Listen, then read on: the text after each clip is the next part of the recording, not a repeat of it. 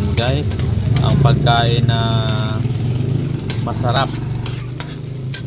Mas masarap pa sa karne yan guys. Alamang with Talong. Tapos nilagay na yung alamang. Tapos nilagay yung sibuyas at saka bawang. At saka ihalo guys. Tingnan nyo naman. Amoy pa lang. Ulam na. Galing talaga magluto ng asawa ko. Ito po yung asawa ko.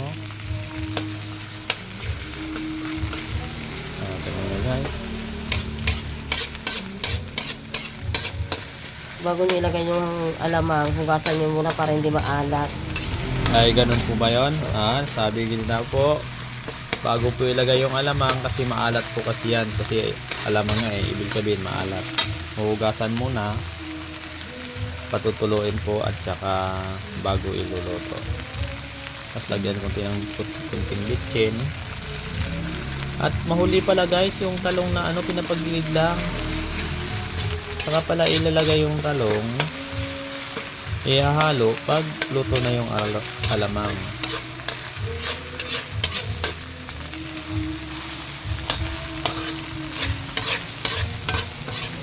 Okay guys, naku.